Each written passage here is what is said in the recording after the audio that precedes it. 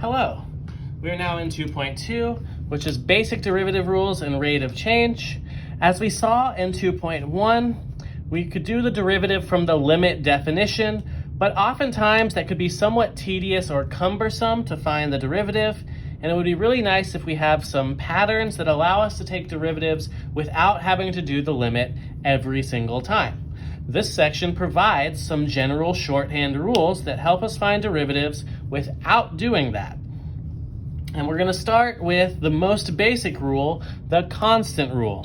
This might feel pretty obvious, but when you graph a constant function, it is a horizontal line. And at any point along this line, the tangent line is also going to be a horizontal line. But because the derivative represents the slope of any horizontal line is 0. What that tells us is if we take the derivative of any constant function, that derivative is 0. That's pretty self-explanatory. It doesn't matter what form you have it in, the derivative is still 0. So if you take the line y equals 7 and you want the derivative using the constant rule, our notation for this would be y prime. And since this is a constant, the derivative is 0. For the function f of x equals 0, the derivative of 0 is also 0. It is still a constant. If you have a function in terms of time, which is a constant, its derivative, which we'll call in this case s prime of t, is still 0. And I don't care what happens. If you've got y equals k times pi squared, remember pi is a constant, which means pi squared is a constant. We're assuming k here is also a constant. This derivative is still going to be 0, no matter what happens. So the derivative of any constant is always 0, which is nice and convenient. Because again, the slope of any constant line should be 0 everywhere. You will have this rule come into effect frequently, but it's going to be generally an afterthought most of the time. The most useful rule you're going to learn in this section is called the power rule. And to see how power rule works, we can kind of think back to our derivatives from definition in the past. When you square x plus delta x, that's really where you're foiling it out. You have x squared plus 2x delta x plus delta x squared. Here's what cubing into the fourth power does. Now, remember when we were doing the limit from definition, you were dividing by just a single delta x. So if we look at this thing, we know that we subtracted the x squared off, so we might have something like this. X squared plus 2x delta x plus delta x squared minus x squared all over delta x, and the limit as delta x goes to 0.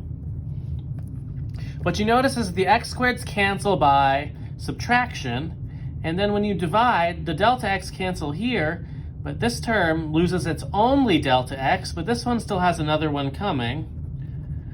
And that's true of all terms except for the first term. And then these all become 0 no matter what is attached to them. So the only thing that actually survives the limit process here is what's remaining outside of the delta x in our second term in expanding. So for x squared, the derivative is 2x. For x cubed, the derivative is 3x squared. For x to the fourth, the derivative is 4x cubed, and so on. But there's a pattern there in that rule. And it creates what we call the power rule. And that is if n is a rational number, and the function f of x is x to the nth power is differentiable, then the derivative is n times x to the n minus 1 power. And for f to be differentiable at x equals 0, n must be a number such that it's defined on an interval containing 0. All they're really saying there is that in order for this to be defined by 0, you really can't be dividing by 0. Now the power rule is insanely useful because obviously expanding these and using the limit rule from definition can be very long and tedious, but now you don't have to. Furthermore, this power rule applies to fractional exponents, and fractional exponents usually can be represented as roots of some kind, as well as negative exponents. When you have fractions, for example, x to a power in the denominator, you can flip it back to the numerator and make that exponent negative. The most basic x to a power that we have is x to the first power, which is our line here. And the derivative of x to the first, if we use the rule, the 1 comes down, that'd be 1x, and then we subtract 1 from the power, so 1x to the 0, but x to the 0th is just 1, and 1 times 1 is 1. This should make sense, because remember the derivative represents the slope, and the slope of the line y equals x, for example, is 1. It is because the constant in front of x is 1. But now we have a method for taking some derivatives without using the limit definition, and this should really help us expedite the process of finding both slopes and derivatives. So if we want to find the derivative of the following functions using the power rule, if we have f of x equals x cubed, what I like to think of it is the 3 comes down, so f prime of x equals 3 times x, and we subtract 1 from the power. 3 minus 1 as a power would be 3x squared. And that definitely is faster than taking the derivative from the limit definition. Now, as we said, this also applies to some rationals and roots. So how does this work with f of x equals the cube root of x? Our strategy here is to recognize that the cube root of x is really x to the 1/3 power. And the square root of x, for example, is x to the 1/2. Any root is a power in the denominator.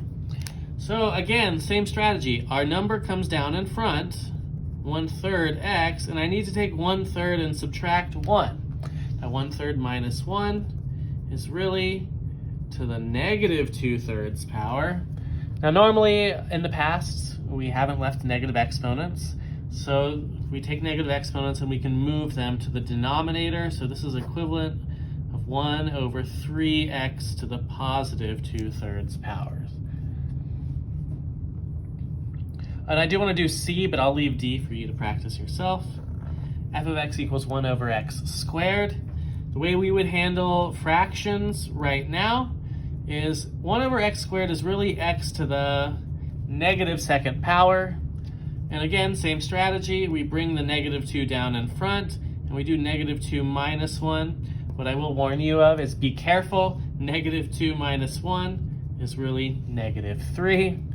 Just be careful with your arithmetic. But again, it's a negative exponent, so we could again bring it to the denominator. So this becomes negative 2 over x to the 3rd as the derivative. And as a reminder, d, just as to help make sure you're off on the right track, x to the 7th, the 4th root of that, this is really the power x to the 7/4, and you can apply the rule from there. Now, we have a rule for when we have these types of functions with a constant multiplying in front of them. You just take the derivative of the function and multiply by the constant in the derivative. So what that means is if instead of x cubed we had 5x cubed, the derivative becomes 5 times the derivative of x cubed, which we knew from above to be 3x squared. So this whole derivative is 5 times 3, 15x squared. Let's do one more on here just to see that we have this correctly. Let's do d. So 1 over 2 times the 4th root of x to the 7th, ooh, this is a doozy, is really 1/2 times 1 over the 4th root of x to the 7th. Now, as we said, this is x to the 7/4, but it's in the denominator, which means I need to move it to the numerator. So this is 1/2 times x to the negative 7/4. And when I do this, what I will do is I'll just keep the 1/2, bring it down, and multiply it by this derivative. So bring the negative 7/4 down. This is now x to the negative 7/4 minus 1, which should be a negative 11/4. And I will multiply the constants in front.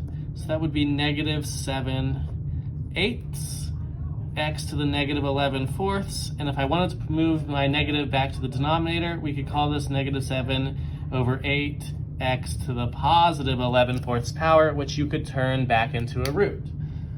And we will continue in the next video.